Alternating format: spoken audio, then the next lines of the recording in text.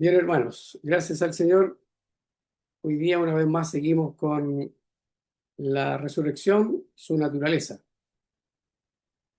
Hemos estado ya viendo, esta me parece que sería la vigésima reunión que tenemos, analizando el estudio que dio nuestro hermano Sugel Michelén. Ahora nos hemos apartado un poquito de eso porque estamos viendo un poco más acerca de la resurrección, que es lo que más nos ha interesado, lo que más, por lo menos a mí, me ha llevado a investigar un poco más y a buscar textos al respecto para ir armonizando lo que la Escritura enseña acerca de la resurrección. Así que gracias al Señor, hermanos, que podamos estar una vez más juntos en esto que nos hace tanto bien. Entonces, ya sabemos que tenemos la historia, según la Biblia, dividida en este siglo y el venidero. Ya hemos, al analizar los primeros estudios que tuvimos, ya vimos que este siglo estaba referido a la era del antiguo pacto y el venidero está relacionado con la era del nuevo pacto. Y vimos que en el tiempo de los apóstoles, en el tiempo del Señor y luego los apóstoles, este siglo del venidero hubo una superposición entre ellos, hubo un tiempo donde estaban ambos, ¿ya? Y decíamos que ese es el tiempo conocido como el ya y todavía no. También hemos visto que tanto en la línea de los hermanos que entienden que la segunda venida es futura, estaríamos viviendo en el ya y el todavía no. Entonces, hemos podido ver que esas son algunas inconsistencias que hemos encontrado en los sistemas futuristas y nosotros estamos aprendiendo que al ocupar las reglas básicas de la hermenéutica, nos han permitido tener muchísima más luz de la que teníamos antes. Y le damos gracias al Señor por ello, porque sabemos que Él es el que va abriendo el entendimiento, entregando herramientas para que su pueblo, sus hijos, lo conozcan mejor y le sirvan de todo corazón. Aquí tenemos la hermenéutica básica, ya la he repetido varias veces y lo que más le hemos dado énfasis ha sido a los destinatarios, junto con texto en su contexto.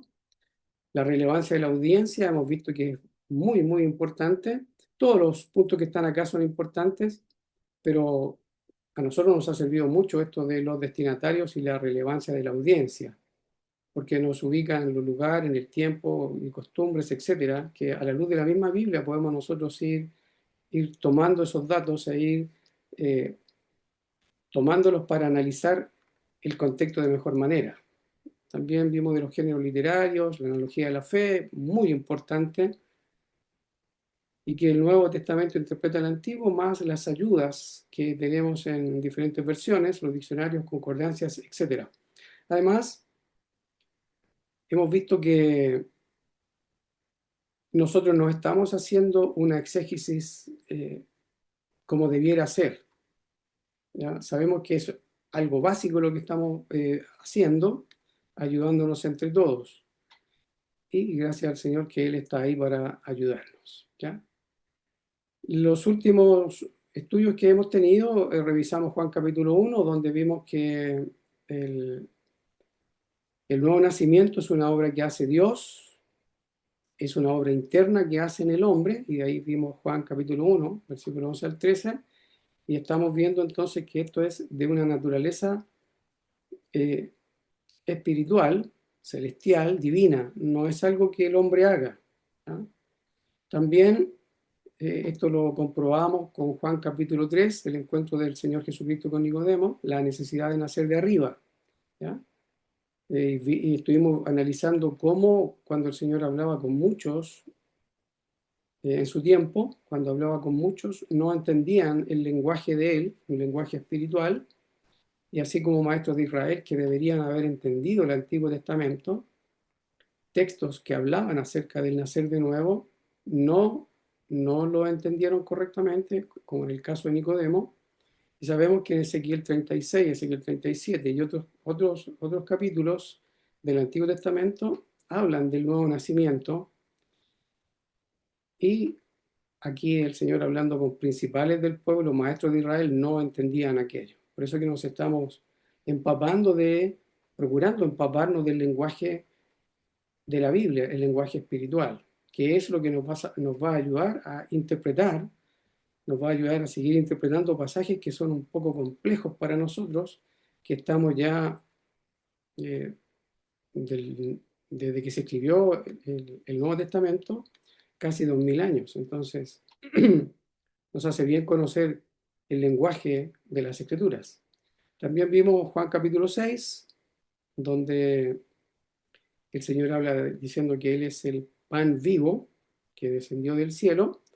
Y aquí veíamos que todo lo que en el Antiguo Testamento, o gran parte de lo que en el Antiguo Testamento se hablaba, era sombra, era figura, no era la sustancia, no era la realidad.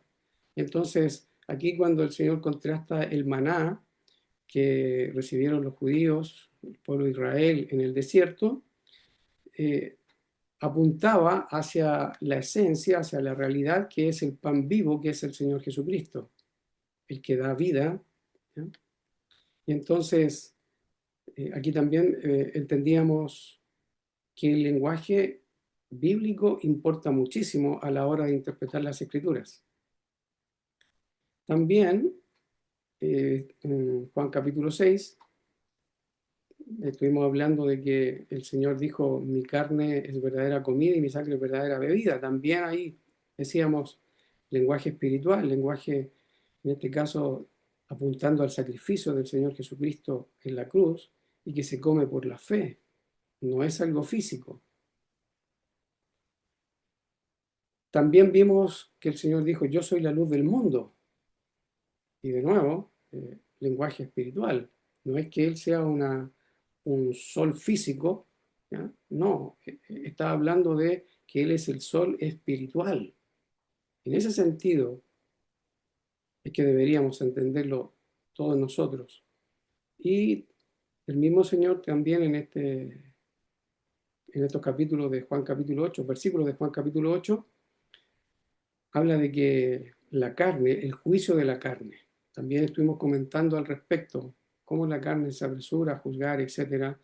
En cambio, el Señor dice, yo no juzgo a nadie, y cuando juzga, si es que tiene que juzgar, el juicio de Él es verdadero, porque Él sabe de dónde viene, sabe quién lo envió.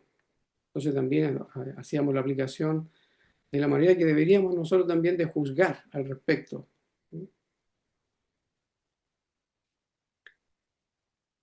Juan capítulo 8, aquí también vemos el encuentro del Señor con muchos de los israelitas principales de ese tiempo.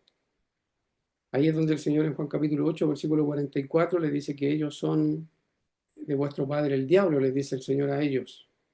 Bien, vemos ahí que todo lo que se habla ahí está en lenguaje de pacto, en lenguaje espiritual. No es un lenguaje que la carne va a entender. Entonces, allí en el versículo 51, Juan 8, 51, el Señor dice, el que guarda mi palabra nunca verá muerte. Y entonces aquí ellos, los judíos, dicen, oye, si Abraham murió, los profetas murieron, ¿quién te hace a ti mismo? ¿Se fijan? Entonces ese lenguaje de no entender quién es el Señor, no entender el lenguaje del Señor, no entender que Él está hablando la palabra de Dios, el Antiguo Testamento está trayéndolo y está desarrollando la enseñanza correcta, que ellos no han entendido. El que guarda mi palabra nunca sufrirá muerte, dice el Señor. Y entonces ahí sacamos conclusiones de cómo es eso. A la luz de estos mismos textos, vemos que si Abraham murió y era un creyente, ¿ya? Y también muchos de los creyentes en Cristo sabemos que murieron, y entonces decimos, entonces si el que guarda mi palabra nunca sufrirá muerte, entonces no se aplica a lo físico, no se aplica al cuerpo este que nosotros podemos palpar, tocar. Tiene que estar hablando de una realidad espiritual. Y por eso que decíamos que hasta ahora lo que podemos ver es que la naturaleza de la resurrección apunta a algo espiritual, no a lo físico, porque si no, sí, implicaría que el Señor Jesucristo está mintiendo, porque Él dijo, el que guarda mi palabra nunca sufrirá muerte, y sabemos que a la luz de los siglos, hasta nuestros días todavía hay creyentes que mueren, y hemos visto morir a muchos de nuestros hermanos, morir físicamente. Entonces, por eso decíamos que a la luz de estos textos, lo más probable, y es donde me inclino, es que la naturaleza de la resurrección es espiritual, no física. También vimos en Juan capítulo 10, cuando él habla, el mismo Señor, y él dice, yo soy la puerta de las ovejas, de nuevo, el lenguaje en figura. No está, él no es una puerta con bisagras, con chapa y cosas por el estilo, no, él está hablando de que él es el camino al cielo, entonces estamos hablando de algo netamente espiritual. Cuando habla de las ovejas, de que él es el buen pastor, un lenguaje espiritual, las ovejas son hombres, no son animales, no son ovejas de cuatro patas, no, está hablando un lenguaje que es del antiguo pacto. Las ovejas deberían ser aquellos que le siguen a él. Entonces, ahí hay todo un lenguaje de pacto, un lenguaje del Antiguo Testamento, y veíamos, nos recordábamos el martes, donde el Salmos 23, que muchos sabemos gran parte de memoria, si no todo, Jehová es mi pastor, nada me faltará, y aquí el Señor se presenta como yo soy el buen pastor. O sea, Dios mismo ha venido a buscar sus ovejas que se habían perdido.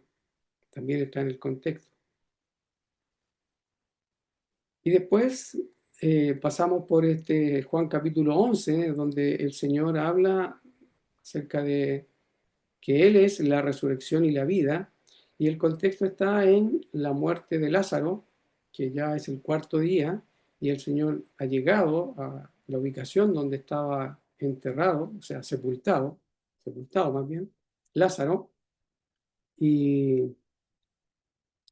al conversar con Marta en este caso, Marta le dice ella sabe que va a resucitar en la resurrección, en el día postrero, y el Señor le dice, yo soy la resurrección y la vida, el que cree en mí, aunque esté muerto, vivirá. Y todo aquel que vive y cree en mí no morirá eternamente. Y de nuevo vemos que esto está en línea con lo que aprendimos en el capítulo 8. ¿Ya? Y todo aquel que vive y cree en mí no morirá eternamente. Es prácticamente lo mismo que dijo en Juan capítulo 8.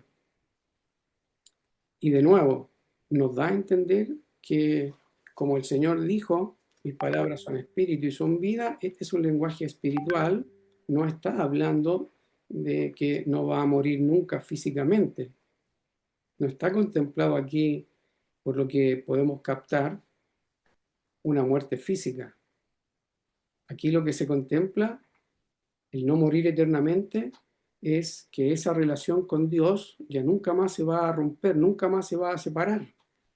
Eso es lo que entendemos, porque es un lenguaje, hasta lo que entendemos, hasta lo que entiendo, un lenguaje espiritual. Y también vimos acá Juan capítulo 14, donde el Señor Jesús de nuevo se presenta como yo soy el camino, la verdad y la vida. Nadie viene al Padre sino por mí. De nuevo decíamos, esto es un lenguaje eh, netamente espiritual, donde el Señor está apuntando acá a que nadie viene al Padre sino por mí. O sea, de nuevo, este camino al Padre, esta unión con el Padre es solamente a través del Hijo. No hay otro camino, no hay otra verdad. La única verdad está en el Señor Jesús. La vida está en Él. Por eso que estar en Cristo,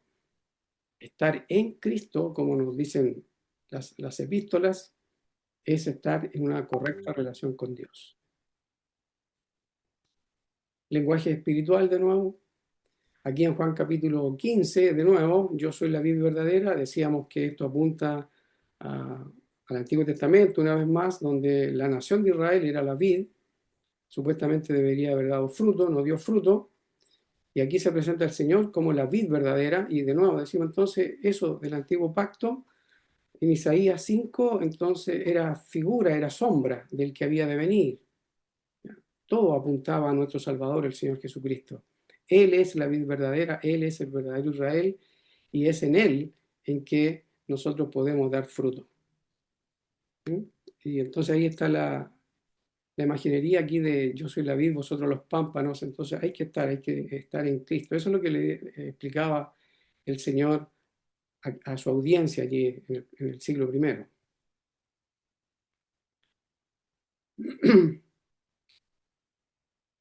Aquí en Lucas 17, me parece que ahora ya estamos ya en línea con el resumen, ya un resumen súper rápido. Así que ahora libertad para expresarse, hermanos míos. Bueno, también antes podía haber sido ya, así que para que no sea un monólogo, digo ya. En Lucas 17, el versículo 20, se acerca a los fariseos a preguntarle al Señor cuándo había de venir el reino de Dios. Y él le responde, el reino de Dios, y ojo con esto porque de nuevo va afirmando todo lo que ya hemos visto. El Señor dice, el reino de Dios no vendrá con advertencia, no vendrá con advertencia, ni dirán, helo aquí o helo allí, porque aquí el reino de Dios está entre vosotros. El reino de Dios, perdón, está entre vosotros, pero no se ve, no lo ven. Le preguntan cuándo ha de venir el reino de Dios y el reino está entre ellos y no lo ven. Y les dijo a los discípulos, tiempo vendrá, versículo 22, tiempo vendrá cuando desearéis ver uno de los días del Hijo del Hombre y no lo veréis. Y os dirán, helo aquí o helo allí, no vayáis ni lo sigáis, porque como el relámpago que al fulgurar resplandece desde un extremo del cielo hasta el otro, así también será la venida, o así también será el Hijo del Hombre en su día. Así también será el Hijo del Hombre en su día. Versículo 24. Pero primero es necesario que padezca mucho y sea desechado por esta generación. Entonces acá otro texto que nos ayuda muchísimo a entender la naturaleza de la venida, lo mismo que la naturaleza de la resurrección, la naturaleza del reino. Fíjense, el reino de Dios está entre ellos y no lo ven. Y cuando les habla acerca de los días del Hijo del Hombre que ellos van a querer ver, o sea, está hablando de un tiempo futuro para los discípulos en ese entonces, y les dice a ellos, no a nosotros, les dice, tiempo vendrá cuando ustedes van a querer ver uno de los días del Hijo del Hombre, o sea, me van a querer ver y no me van a ver. Y les van a decir, helo aquí, aquí está, o allá. No, no vayan, ni lo sigan. Eso es lo que está diciendo el Señor allá a sus discípulos. Y entonces vemos que en el versículo 24, fíjense cómo ellos tienen que darse cuenta. Dice, porque como el relámpago que al fulgurar resplandece desde un extremo del cielo hasta el otro, o sea, es como la salida del sol así. Porque como el relámpago que al fulgurar resplandece desde un extremo del cielo hasta el otro, así también será el Hijo del Hombre en su día. O sea, ¿lo van a ver? No, van a ver una señal. Es como el relámpago. Y el versículo 25 nos habla de que va a ser futuro para ellos. Pero primero es necesario que padezca mucho, porque todavía el Señor no ha sido crucificado, no ha pasado por los sufrimientos, el castigo que le dieron, no ha sido desechado, pero va a ser desechado por esa generación, que es la misma generación a la cual Él dijo que iba a venir en juicio, e iba a venir en salvación para los suyos. Recordemos que siempre en la venida del Señor, por lo menos hasta donde yo he podido comprobar, siempre que el Señor viene, salva a algunos y castiga a otros. Siempre salva a los suyos y castiga al resto. Perdón, no sé si alguien quiere decir algo ahí porque me parece que pasé demasiado rápido. Pero si alguno tiene un comentario ahí, adelante ya. Aprovecho de tomar un poquito de té.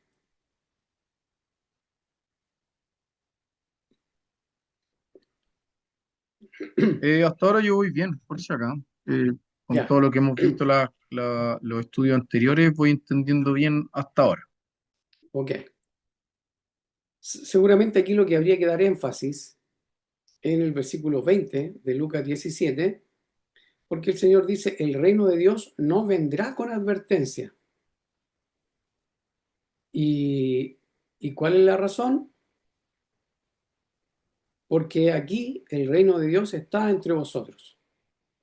Eso le pregunto a los fariseos. ¿Se fijan que la carne no entiende? No entiende.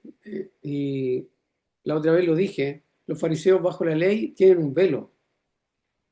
Y explicaba yo que me parece que aún en este tiempo, cualesquiera de las personas que quiera ponerse bajo la ley, aunque sea en algunos puntos, aunque digan la ley moral, yo creo que igual eso le pone un velo. Esa es mi opinión, les pone un velo. No van a comprender, van a tener sesgos mayores que los que pudiera tener uno. Siempre que uno se pone bajo la ley, hay muchas cosas que no va a ver. Es mi apreciación, es un pensamiento mío, son cosas que entiendo que podrían sacarse de las escrituras, especialmente de 2 Corintios, el capítulo 3, porque Moisés se ponía un velo para que no vieran esa gloria que había de perecer. Entonces, cada uno, algo pasa allí cuando está bajo la ley. Entonces, aquí en Lucas 17 vemos lo importante que es que el Señor a los suyos les dice que, aunque le digan aquí está o allá, no hagan caso, dice el Señor. No le hagan caso, porque la señal es otra. Esta es la señal, ¿sí? El relámpago.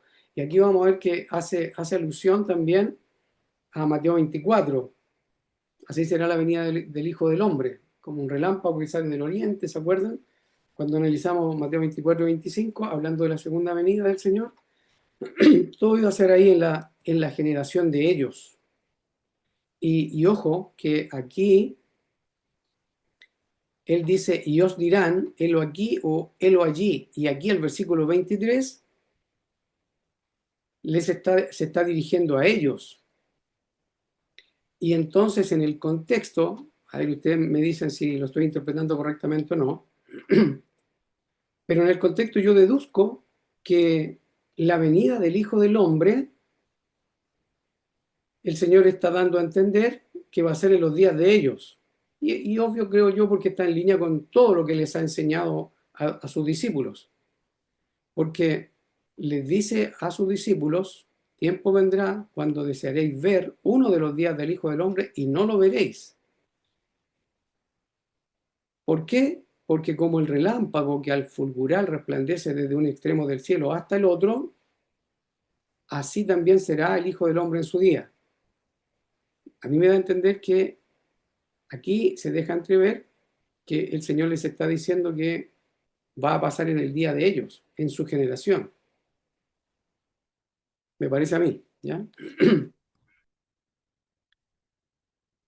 Y fíjense también la continuación de Lucas 17, porque, a ver, fíjense, dice, pero primero es necesario que padezca mucho y sea desechado por esta generación. Lucas 17, ¿eh? 25, y ahora los versículos hasta el 30. Versículo 26 dice, como fue en los días de Noé, así también será en los días del Hijo del Hombre. Comían, bebían, se casaban y se daban en casamiento hasta el día en que entró Noé en el arca y vino el diluvio y los destruyó a todos.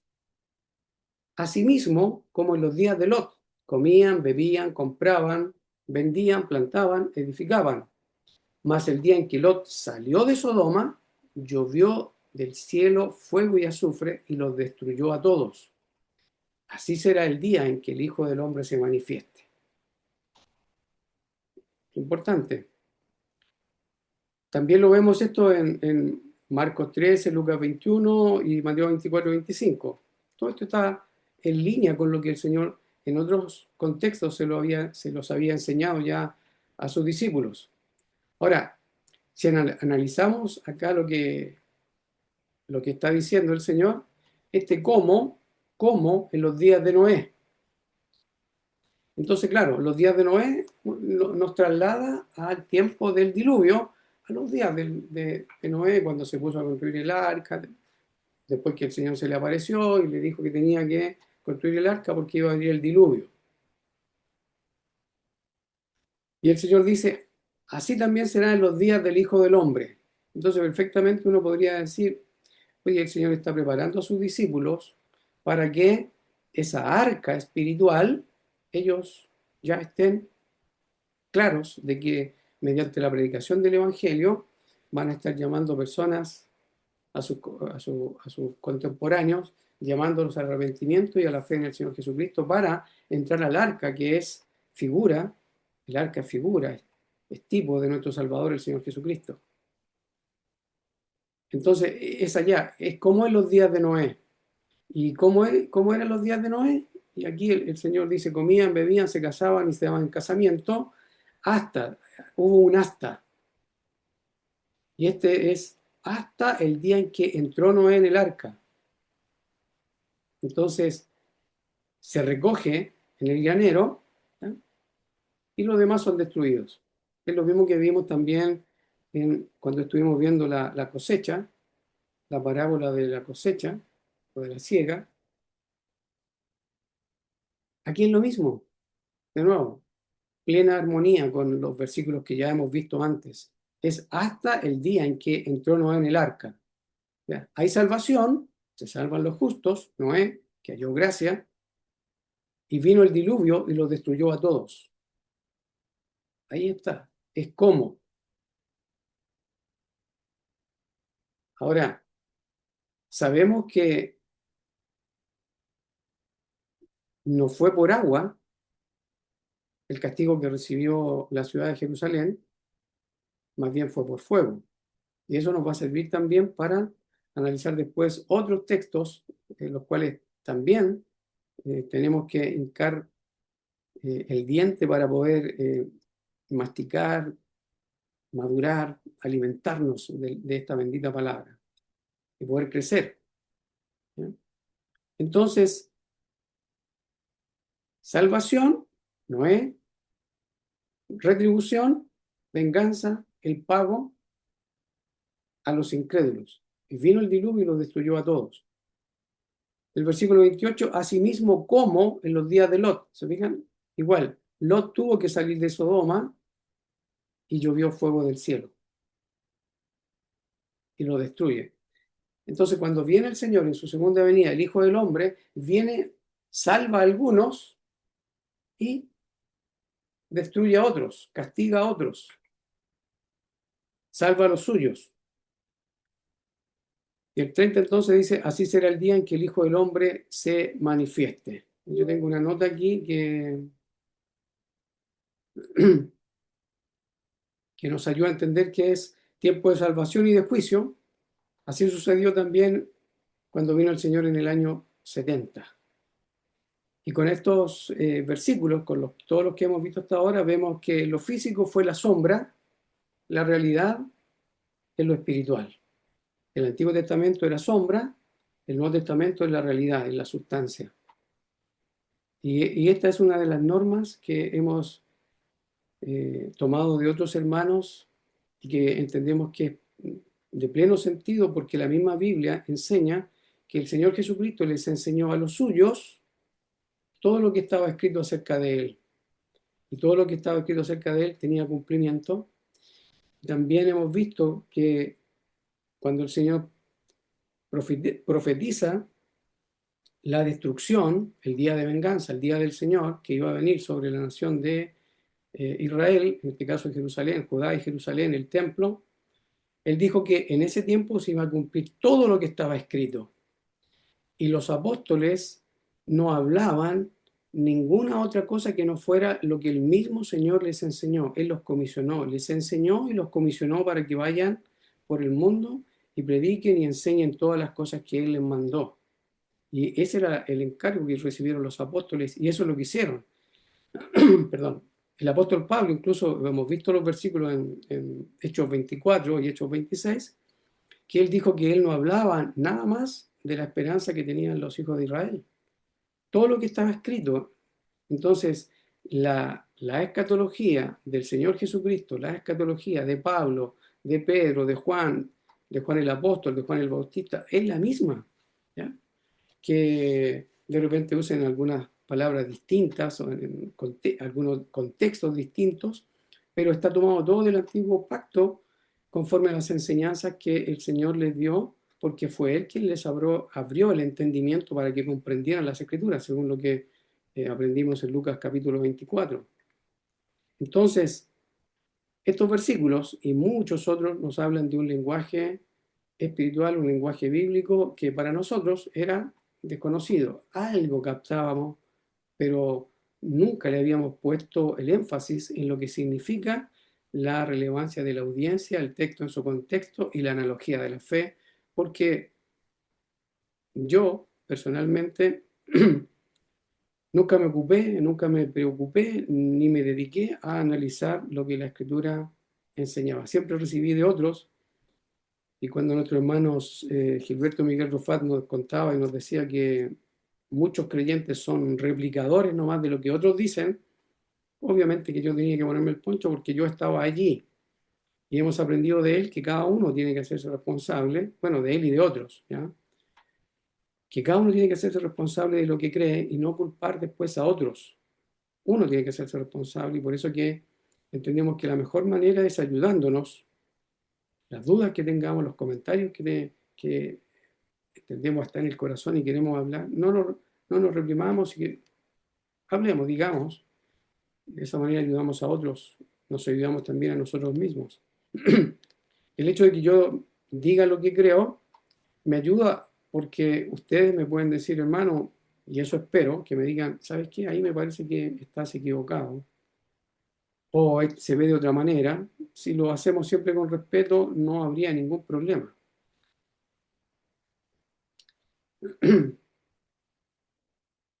Estas son algunas preguntas que tenía yo. ¿Eh? Fíjense, otro versículo para ver acerca de la naturaleza de la resurrección. Filipenses capítulo 3. Yo estoy acá en el versículo 7. ¿Ya? El apóstol Pablo, cuando le escribe a los hermanos en Filipos, le dice, pero cuántas cosas eran para mí ganancia, y pongan atención acá, ya traten de leer el texto y mediten ahí, rueguen al Señor que nos dé claridad, porque este pasaje igual es como otro, muy poderoso. Dice, pero cuántas cosas eran para mí ganancia, las he estimado como pérdida por amor de Cristo.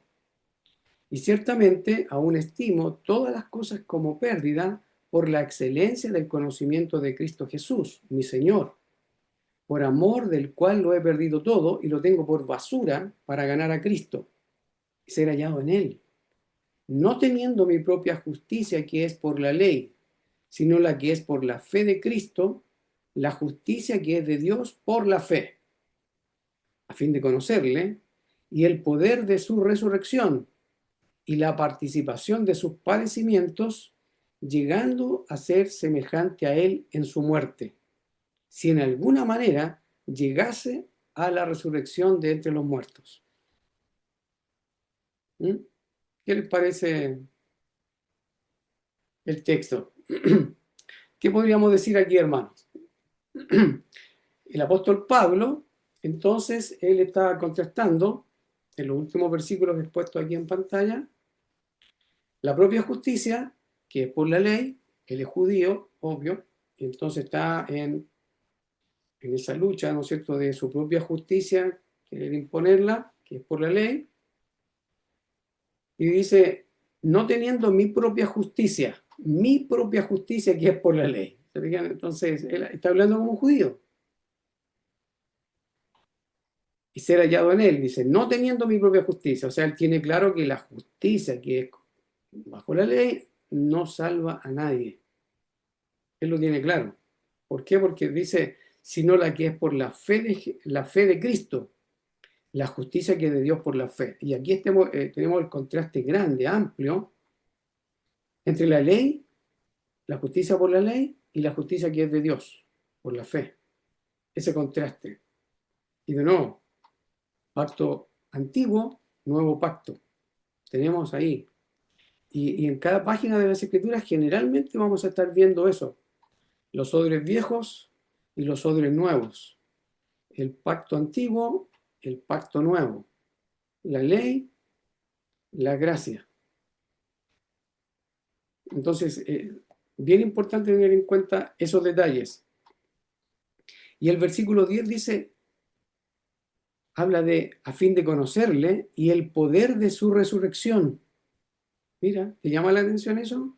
Que diga a fin de conocerle y el poder de su resurrección y la participación de sus padecimientos, llegando a ser semejante a él en su muerte, si en alguna manera llegase a la resurrección de entre los muertos. Antes de que yo dé mi opinión, me gustaría escuchar a algunos, ¿ya? Por lo menos si alguien se atreve, ¿qué es lo que ve acá en estos últimos versículos? Que los voy a leer de nuevo.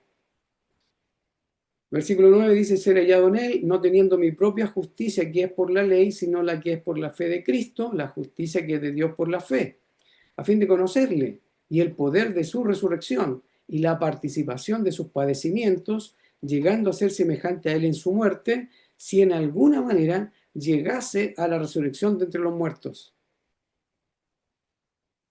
¿Llama la atención algo acá o no? Sí, porque él está poniendo la resurrección como algo futuro para él. Ya, súper. Y si nosotros lo entendemos, si es que a primera vista, si lo seguimos viendo como, si seguimos entendiendo o sea, si aplicamos lo que hemos aprendido de lo que significa la resurrección y de que Jesucristo hablaba de una resurrección netamente espiritual, ¿por qué él habla acá de un futuro, entendiendo que es un apóstol, que él ya debería estar resucitado espiritualmente? Ya debería ser parte de esa resurrección. Entonces, ¿por qué pone condicional, lo expresa de una manera condicional en el futuro? Ya, preguntas. Permítanme hacer algunas preguntas, a ver si nos ayuda. ¿Pablo ha sido ya justificado? ¿Sí o no? No, Sí, Sí. Tenemos un no y tenemos un sí. ¿Ha sido justificado Pablo o no? ¿Es justo? ¿Tiene ya la vida eterna o no? sí, Sí. ¿Ya? Sí o no. Ahí cada uno va a tener que responder. Ahora, si decimos sí, que él ya tiene vida eterna, entonces fíjese lo que dice, versículo 11, si en alguna manera llegase a la resurrección de entre los muertos. ¿Por qué dice eso? Alguien tiene el micrófono abierto ahí, parece. la hermana Sandra. Ah, ya.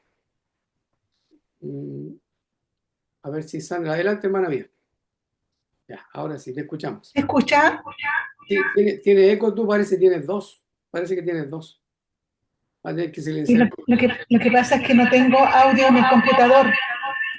Pero tienes que bajar el volumen a uno por lo menos, porque se escucha súper Está mal. conectado de dos partes, por eso le Sí, suena así.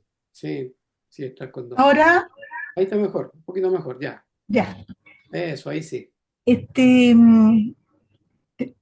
la pregunta que hiciste, ¿cuál fue? Se me olvidó. Ya. Disculpa que se me fue, porque como al principio tú preguntaste qué es lo que veíamos acá, Todavía se escucha tu... yo tenía una mirada que tiene que ver con el poder de la resurrección. Sandra, disculpa que te Entonces, interrumpa. eso está en el versículo 10. Sandra, disculpa que te Pero interrumpa. Pero ¿Se también escucha mirando el 9, no me escucha? cuando él dice, no teniendo mi propia justicia, que es por la ley, después dice en el 10, a fin de conocerle y el poder de su resurrección, de lo que se deduce, o por lo menos yo, que en la resurrección tenemos la justicia de nuestro Señor Jesucristo. Así que así como por la muerte, el perdón de pecado. Y cuando se pregunta aquí si Pablo ya había hallado la resurrección entre los muertos, yo pienso que no, porque el Señor no había venido todavía en las nubes, por decirlo así, su segunda venida. Entonces todavía no había habido resurrección. Eso pienso, hermano. Ya, gracias, hermana mía. ¿Tú me escuchas ahora o no? Sandra, ¿me escuchas? Parece que no. ¿De No, sí dónde? escucho. Ah, ya. Sandra, es que se escucha súper mal lo tuyo porque tienes dos fuentes ahí. Parece que tienes dos micrófonos. Entonces sería bueno que apagaras uno porque se escucha súper mal, ¿ya? Bueno, Así que por si acaso, hermana mía, uno tiene que silenciarlo total. Lo que yo estaba preguntando, lo que yo había dicho era si acaso el apóstol Pablo ya había sido justificado o no. ¿Ya? Esa era la pregunta. ¿Pablo fue justificado? ¿Tiene vida eterna o no tiene vida eterna? Pablo, en este contexto, Filipenses si capítulo tiene 2, vida eterna. ya, tiene vida eterna. Ok. Entonces, la otra pregunta que yo hacía era, entonces, ¿por qué dice si en alguna manera llegase a la resurrección de entre los muertos? ¿Cómo deberíamos entender eso si él ya tiene vida eterna? ¿Qué nos da a entender estos versículos entonces? Lo que tenemos en pantalla, ¿qué es lo que nos da a entender?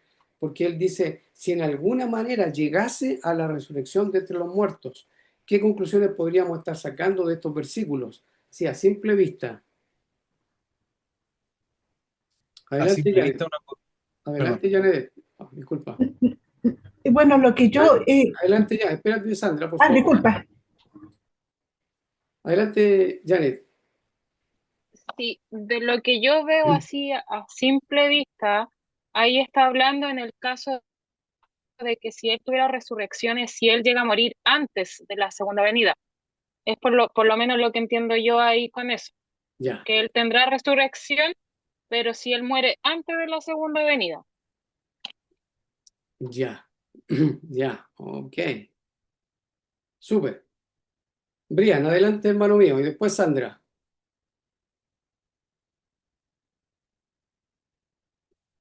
Brian, no te escuchamos por si acaso.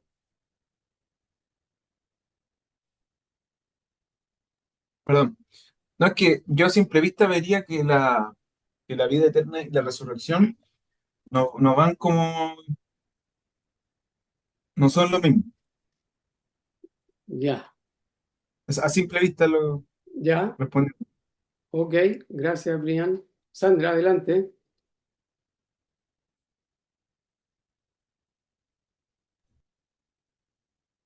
Adelante, Sandra, por si acaso. Ya, ahora se escucha bien o no, Cecil, No, porque ya ahora está apagué mejor. uno. Ahora Ya, está mejor. Sí, bueno, eh, bueno, se me cruzaron dos personas que opinaron, uno, el hermano cuando dijo que no, que la resurrección y la vida eterna eran dos cosas distintas, yo coincido con esa opinión. Y en cuanto a la resurrección de entre los muertos, acá yo pienso que Pablo está considerando que si porque él ya sabía que la resurrección era de entre los que estaban muertos, pero él podría ser que estuviera cuando fuera la segunda venida. Por eso que la probabilidad está en que eh, él podría ser resucitado entre los muertos o no, digamos, que Mm, Estaban esas dos alternativas para él en ese momento. ya, ok, gracias hermana mía. Ya. ¿Alguien más quiere opinar? ¿Alguien más quiere opinar o no?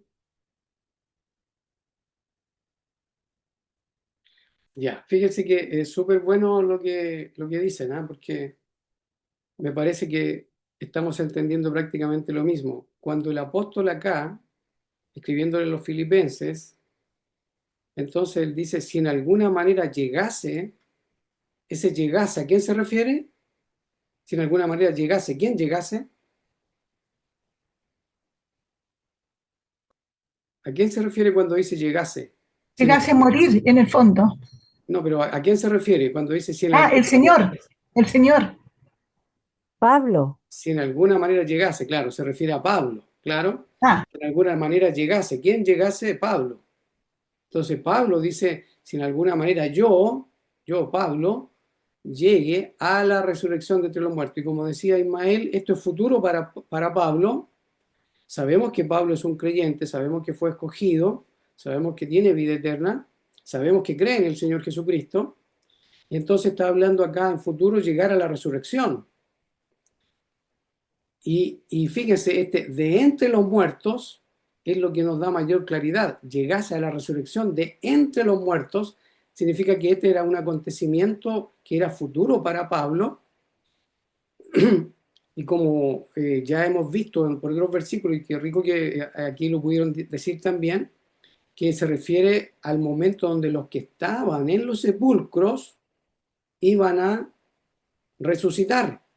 A eso está apuntando aquí el apóstol. Por eso que también vemos en otros contextos, cuando él dice, nosotros los que habríamos quedado para la venida del Señor, ¿se fijan? Que está en línea, y está en línea con lo que el Señor había dicho, en que algunos de ustedes que están aquí van a ver el reino de Dios viniendo, van a ver al Hijo del Hombre viniendo con poder, ¿ah? En la gloria del Padre, con sus ángeles, con su galardón, etcétera. Se fija que está totalmente en línea, todo armoniza, pero de forma magistral, como todo lo que hace nuestro Señor. es una muerte literal. Exactamente. Aquí el apóstol dice, si en alguna manera llegase, él piensa que podría estar vivo para cuando llegue la resurrección de entre los muertos. Uno podría estar entendiendo acá que si en alguna manera llegase a la resurrección de entre los muertos, significa que él está vivo, debería estar vivo. Es lo que entiendo yo que está tratando de explicar acá. Si en alguna manera llegase a la resurrección de entre los muertos, significa que él va a llegar vivo. Porque si muere, obviamente que va a estar en la resurrección de entre los muertos. Pero esa de alguna manera llegase, ¿ya? Entonces está apuntando, está diciendo que él no sabe si va a estar vivo o no. Eso es lo que me parece a mí. No sé si alguno tiene una mejor explicación al respecto. Así que les escucho. Pero me parece a mí que donde dice, si en alguna manera llegase a la resurrección de entre los muertos, si él muere, obviamente que va a ser resucitado. Entonces, no tendría mucha razón, la frase acá no tendría mucho, esta cláusula no sería como que uno dijera, oye, pero si ya está, si murió, obviamente que si es creyente va a resucitar, si el Señor ya dijo. Entonces, Eh, ya, adelante, Sonia, disculpa. Perdón, no, lo otro que quería agregar es que aquí se ve también que no es atemporal, que él es un tiempo, o sea, él no iba a vivir hasta este tiempo de ahora, Correcto. aplicándolo a que hay versículos que lo utilizan como atemporales, no es atemporal, aquí se ve Sí, claramente que no. totalmente. Gracias por el comentario. Gracias por tus comentarios. Me ayuda, ¿ya? Súper. ¿Alguien más quiere opinar? ¿Les queda claro a todos? ¿Les queda claro por lo menos lo que hemos podido comentar? Algunos estamos de acuerdo todos, ¿ya? Si alguno no está o quiere, no está de acuerdo o ve otra manera de interpretar este versículo, adelante, ¿ya? Si no, importante que lo tengamos en mente, ¿ya? Y si es necesario más estudio, ya sabemos ya aquí, Filipenses capítulo 3, el apóstol Pablo está hablando aquí dando a entender lo mismo que lo dice en Tesalonicenses, en primera los Tesalonicenses el capítulo 4 y en primera los Corintios el capítulo 15, cuando él dice los que habremos quedado, los que hayamos quedado para la venida del Señor. Los muertos resucitarán primero y nosotros estamos vivos, y etcétera, seremos arrebatados, etcétera. ¿Se acuerdan lo que dicen esos textos? Entonces, aquí de nuevo Pablo, él está entendiendo que la resurrección, esta se refiere a la resurrección de entre los muertos, porque podríamos entonces, si es una resurrección de entre los muertos, entonces hay una resurrección de entre los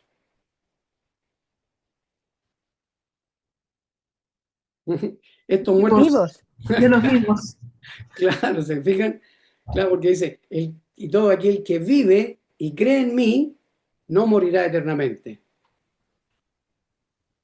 Y todo aquel, y cuando el Señor en Juan capítulo 11, 25 y 26, donde Él dice, yo soy resurrección y la vida, yo soy la resurrección y la vida, y cuando dice todo aquel que ha muerto, ¿ya? Habla de que va a resucitar. ¿Se acuerdan? Juan capítulo 11, y Él dijo, todo aquel que vive y cree en mí, no morirá eternamente. Y todo el que está muerto y ha creído en Él, entonces obviamente que va a resucitar. Y esta es la resurrección que se manifiesta acá. Y el apóstol dice, nos da a entender aquí que esa resurrección, el apóstol tiene claro que va a ser en la generación de Él, de ellos. Porque Él dice, si en alguna manera llegase a la resurrección de entre los muertos, si Él estuviera pensando que esta resurrección de entre los muertos es algo todavía futuro para nosotros, imagínense que el apóstol estaría pensando que él va a estar vivo todavía y debería andar paseando por aquí en algún lugar en la tierra en este tiempo, si él tuviera en mente que la resurrección de entre los muertos es futura todavía para nosotros. Obviamente que yo creo que ninguno de nosotros lo va a pensar así, sino que él está hablando, está dando a entender a sus hermanos en Filipos que él entiende, conforme a lo que el Señor ha enseñado, que esa resurrección iba a ser en el tiempo de ellos, en esa generación. Y como dije, muchos versículos aseguran lo mismo. Y el apóstol acá lo deja súper claro. Si en alguna manera llegase a la resurrección de entre los muertos, y por eso que veíamos las posibilidades, si él muere, obviamente que va a resucitar, entonces no se está refiriendo a eso, se está refiriendo a que él está vivo, y como está vivo y él entiende, sabe que la resurrección va a ser en su generación, entonces él dice, probablemente yo esté vivo, tal como el Señor había dicho que algunos, le había dicho a los discípulos, no estaba Pablo, es verdad, pero obviamente que como el mismo Señor les enseñó a Pablo, él tiene que haber recibido la revelación, la misma que les enseñó el Señor a los otros apóstoles. Recordemos que a Pablo fue llamado después y fue comisionado a los gentiles, y ellos, tanto los apóstoles, los primeros apóstoles y después el apóstol Pablo, tenían la misma doctrina, y de hecho en Gálatas capítulo 1 se nos cuenta de que le dieron la mano a él, que estaban enseñando lo mismo, y sabía que había sido, los apóstoles entendieron que había sido comisionado a los gentiles, y Pedro, Pablo y los otros, perdón, Pedro, Juan y otros, Jacobo, habían sido enviados a los judíos. Están en línea. Pablo no tiene una doctrina distinta a la de Pedro o a la de Juan o a la del Señor Jesucristo. La doctrina es la misma. Así que este pasaje, como otros que hemos visto, se ve el lenguaje donde, si estamos hablando de la naturaleza de la resurrección, tratando de entender la naturaleza de la resurrección, entonces entendemos acá que es cierto que se habla de la resurrección de entre los muertos, y tendríamos que ver después si esta resurrección es física o no. Ya vimos ya algunos pasajes como en Ezequiel, donde se habla de una resurrección de la nación de Israel, ¿ya? Y se refiere a personas que estaban vivas, ¿ya? Entonces, este versículo de acá, llegase a la resurrección de entre los muertos, entonces entendemos que está en línea con lo que el mismo Señor enseñó en Juan capítulo 11, donde dijo que los que estaban en los sepulcros iban a resucitar en el día postrero. Y entonces aquí Pablo tiene en mente el día postrero, que es en la generación de Él, en la venida del Señor. ¿Ya? Le dimos hartas vueltas ahí, espero no haberlo complicado más, sino que haberlo hecho más sencillo. Eso espero. Si no hay otro comentario, sigo, ¿ya? Aquí en Colosenses capítulo 2, Colosenses capítulo 2, 11 al 14. El apóstol Pablo ahora, al escribirle a los hermanos en Colosas, él dice, versículo 11, en él también fuiste circuncidados con circuncisión no hecha a mano, al echar de vosotros el cuerpo pecaminoso carnal en la circuncisión de Cristo. Note el lenguaje allá. En él también, en él, ese él es Cristo, por si acaso, ¿eh? En él también fuiste circuncidados con circuncisión no hecha a mano, al echar de vosotros el cuerpo pecaminoso carnal en la circuncisión de Cristo, sepultados con él en el bautismo, en el cual fuisteis también resucitados con él mediante la fe en el poder de Dios, que le levantó de los muertos.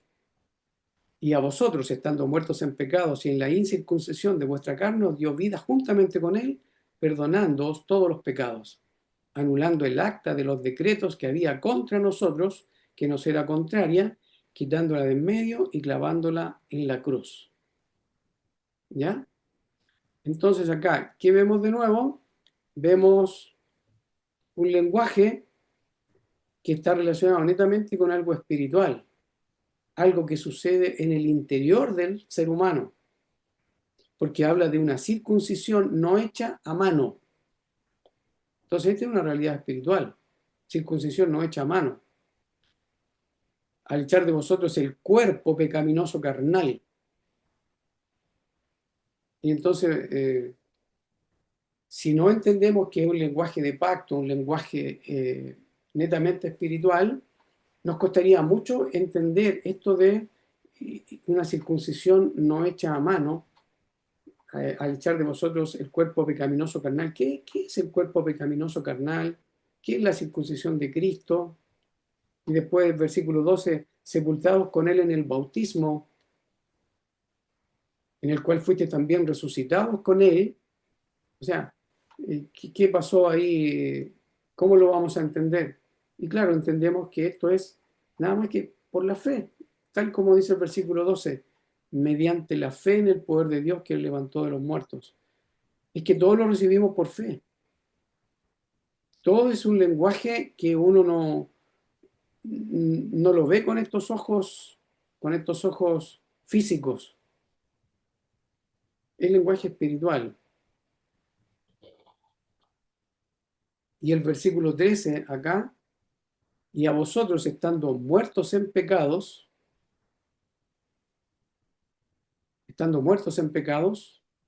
y en la incircuncisión de vuestra carne, os dio vida juntamente con él. Fíjense el versículo 12, en el cual fuisteis también resucitados, y el versículo 13, os dio vida juntamente con él. Y es lo que estábamos viendo hace poco, que hay una resurrección que es para los que están con vida física. ¿Se capta, Hermano, cierto? Sí, adelante, hermana mía.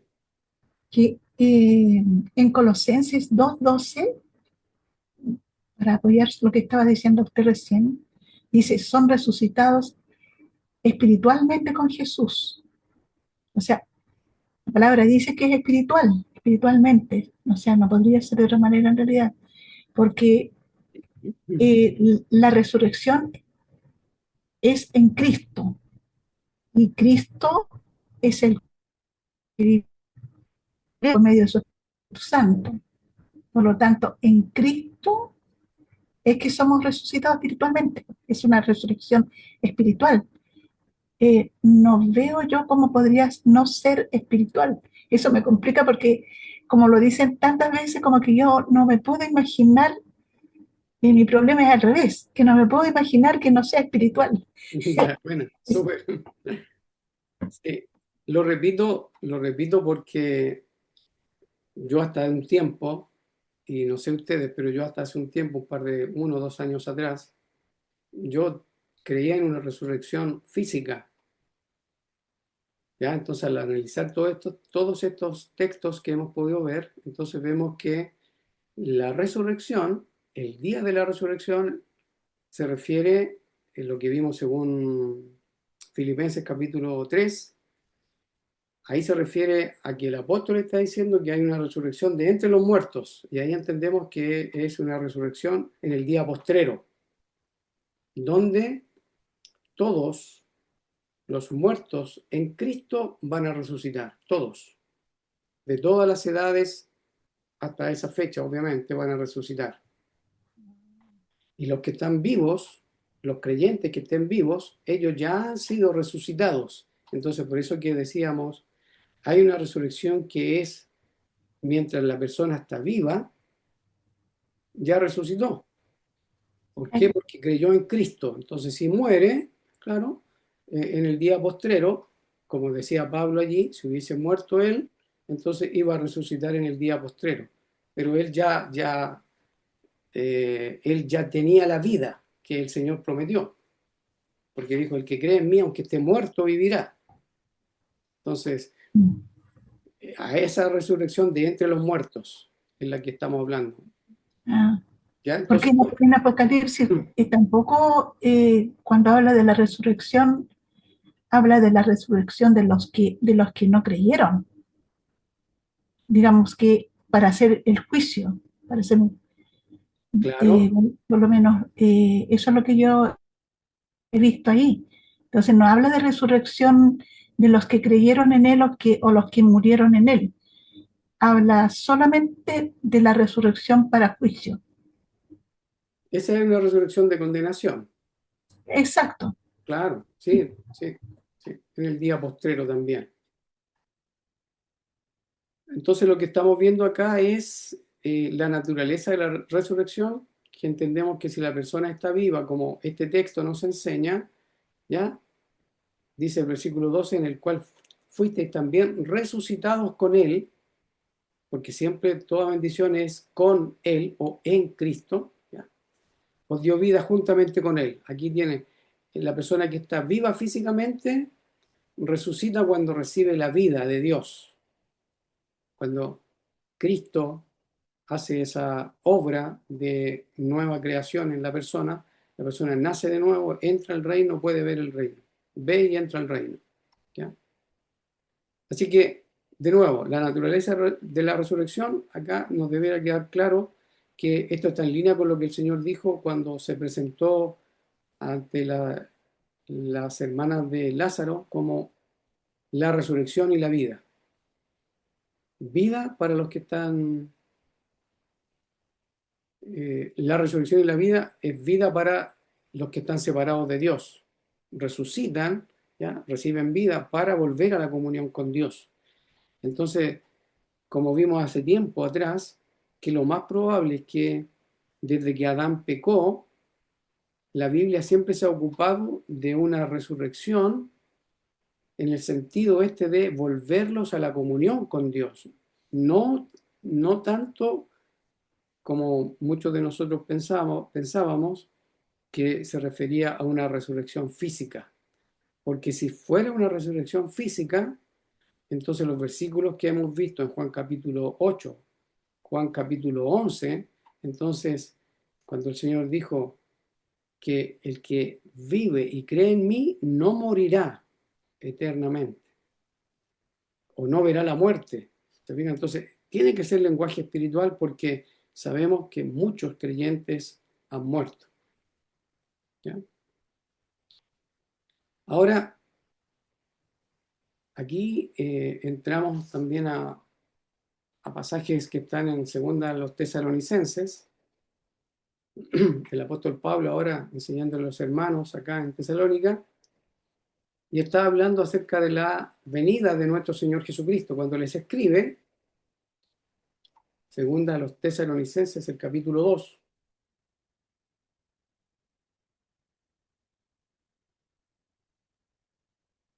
dice, pero con respecto a la venida de nuestro Señor Jesucristo y nuestra reunión con Él, la venida, ya sabemos que la venida de nuestro Señor Jesucristo es la misma venida del Hijo del Hombre. Es la misma porque es la misma persona. Y nuestra reunión con Él, nuestra reunión con Él, os rogamos, hermanos, que no os dejéis mover fácilmente de vuestro modo de pensar, ni os conturbéis ni por espíritu, ni por palabra, ni por carta, como si fuera nuestra, en el sentido de que el día del Señor está cerca. Esta palabra aquí, está cerca, otras versiones lo traducen como que el día del Señor ha llegado. ¿Mm?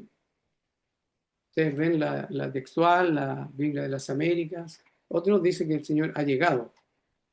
Y entonces aquí el apóstol va a estar enseñando, le está dando luz a los hermanos en Tesalónica del tiempo y de las cosas que van a pasar, que es lo mismo que el Señor dijo en Mateo capítulo 24 y Mateo capítulo 25, Marcos 13, Lucas 21. Porque de ahí toma la enseñanza, todos ellos la recibieron del Señor. Entonces, no hay que conturbarse ni por espíritu, ni por palabra, ni por carta como si fuera nuestra, en el sentido de que el día del Señor ha llegado. Nadie os engañe en ninguna manera, porque no vendrá. Ese no vendrá se refiere a la venida de nuestro Señor Jesucristo.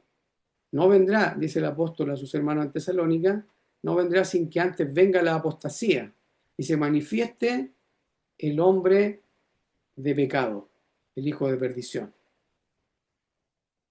el cual se opone y se levanta contra todo lo que se llama Dios o es objeto de culto, tanto que se sienta en el templo de Dios como Dios, haciéndose pasar por Dios.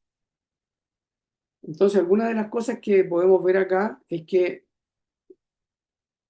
el inicuo, ¿ya? El que está hablando acá, el hijo de perdición, las cosas que tenían que pasar antes de la venida del Hijo del Hombre, antes de la venida del Señor Jesús, tenía que manifestarse primero, tenía que pasar la apostasía. La apostasía. Y en el libro de la carta, o sea, en el escrito a los hebreos y en lo que el Señor enseñó en los evangelios, sabemos que iba a haber apostasía. ¿Ya? Y también dice otra cosa que tenía que pasar antes de la venida del Señor Jesucristo, tenía que manifestarse el hombre de pecado, el hijo de perdición. Y también vemos que el templo, el cual se opone y se levanta contra todo lo que se llama Dios o es objeto de culto, tanto que se sienta en el templo de Dios como Dios. Entonces, da la impresión ahí que ese hombre de pecado, el hijo de perdición, está ahí. Por lo menos da la impresión de que ya está y el templo está todavía en pie ahí.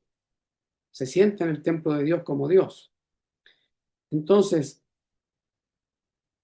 este hecho nos da a entender, nos deja por lo menos con la incógnita, nos hace preguntarnos, este templo obviamente que tiene que referirse al templo que ellos conocen, porque Pablo le está hablando a los hermanos en Tesalónica, y este templo tiene que estarse refiriendo al templo que está en Jerusalén, que estaba en Jerusalén y que fue destruido el año 70. Entonces, estos versículos, como están ahí, y como los futuristas, muchos de ellos, los hermanos, digo yo futuristas porque ellos creen que el templo se va a reconstruir, toman esto de acá, porque como saben que el templo fue destruido, entonces necesariamente para la escatología de ellos, y aplican la escatología para la iglesia, sabemos que la iglesia no aplica la escatología, porque el reino donde estamos no tiene fin, ya lo sabemos ya. Entonces, necesario para esa escatología es que haya un templo nuevo, para que se vuelva a dar. O sea, ahí uno entiende por qué, de dónde sacan eso, empieza a entenderlo uno un poco mejor. Porque como estos versículos no lo aplican para el siglo primero, sino que lo tiran para un futuro que todavía no sabemos cuándo va a ser, Entonces, es necesario que se levante un templo y por eso que hay muchos creyentes en distintos lugares, especialmente en Estados Unidos, que envían dineros a Israel para la construcción de un templo, un tercer templo, tercero o cuarto. Uno dice tres, tercero, Hermano, ¿sí? que yo pensaba aquí mientras se leía esto, a mí me hace pensar que obviamente que, o sea, si Pablo lo está diciendo esto, es que se refiere al templo que estaba en esa época, ¿no? Correcto. Y tengo entendido que el templo estaba totalmente vacío. Y también pienso que Nerón, que tenía tantas ganas de ser como adorado, podría haber sido el que se iba y se sentaba allá. Eso pensé, pensé en eso, porque él fue uno de los que entró al templo a ver y decía, ¿y qué es lo que adoran aquí si está todo vacío? Entonces, eso, pensé en eso mientras usted hablaba. Gracias, hermana mía. Sí, hay líneas de pensamiento en ese sentido. Hay otros que piensan que podría ser el mismo sumo sacerdote de ese tiempo. Bueno, lo importante sí es que el versículo 6, para el tema nuestro, el apóstol dice, y ahora vosotros sabéis lo que lo detiene. Se fijan, dice vosotros, los hermanos en Tesalónica y también el apóstol Pablo, porque el versículo 5 dice, no os acordáis que cuando yo estaba todavía con vosotros os decía esto, y ahora vosotros sabéis lo que lo detiene. Es decir, que este hijo de perdición, este hombre de pecado, estaba ya en ese tiempo. Entonces, y ahora vosotros sabéis lo que lo detiene. ¿Detener a quién? Lo que yo entiendo es que se está refiriendo al que detiene al hijo de perdición, el hombre de pecado, a fin de que a su debido tiempo se manifieste. ¿Mm? Entonces, hay algo que estaba deteniendo a este hijo de perdición y era en ese tiempo. O sea que esto del anticristo y todas esas cosas, en futuro nuestro, sabemos que eso ya pasó. Aquí es claro el apóstol dirigiéndose a sus hermanos en Tesalónica. ¿Ya? Nos pilló la hora, así que lo vamos a dejar hasta aquí. Segunda a los Tesalonicenses 2, del 1 al 6. Así que si tienen comentarios, si tienen alguna pregunta, adelante, ¿ya? Si fue muy complicado.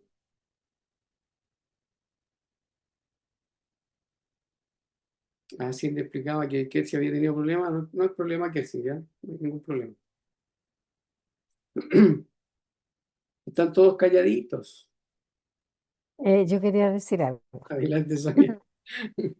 Estos versículos uno antes los leía y de verdad no está claro. Como lo vemos ahora, yo veo clarito y digo, pero ¿cómo no lo vimos antes?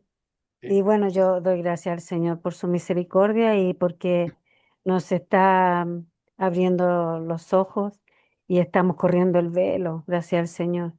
Estamos viendo con claridad y esperemos que perseveremos en esto, seguir perseverando en escudriñar su palabra. Y gracias al Señor por, bueno, por hermanos como tú y por instarnos a seguir escudriñando su palabra. Eso. Amén. Toda la gloria para el Señor. Sabemos que Él es el que nos mueve, ¿ya? Y yo le doy gracias al Señor por ustedes que me acompañan y me animan. Me animan a buscar y a traerle versículos que los hagan meditar a ustedes y los lleven después a desarrollarlos en su casa con su familia. Adelante, Ismael.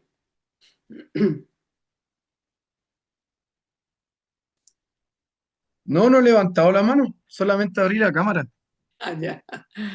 Pero hasta ahora, bueno, lo que digo siempre, si al final es lo que al menos a mí como el Señor me ha ido ayudando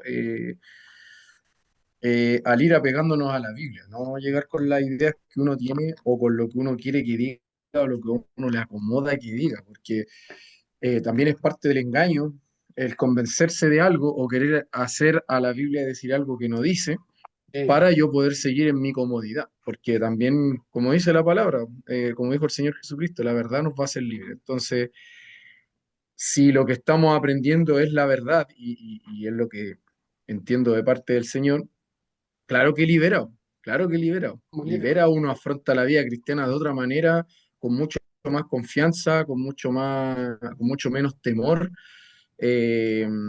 con más certeza de que debo confiar en el Señor en todo, que la gran tribulación, que tengo que morir degollado para salvarme si me quedo, y todas esas cuestiones que nos enseñaron, no, claro, a la luz de la Escritura, ¿no? Porque, eh, y con esto termino, que lo más grave de lo que, al menos a mí, que era el dispensacionalismo, que se me enseñó y que creí por mucho tiempo, es que minimiza la obra de Cristo, o al menos eso es lo que yo entiendo, se minimiza tanto la obra de Cristo como que todavía falta por hacer, como que Cristo todavía no lo completa.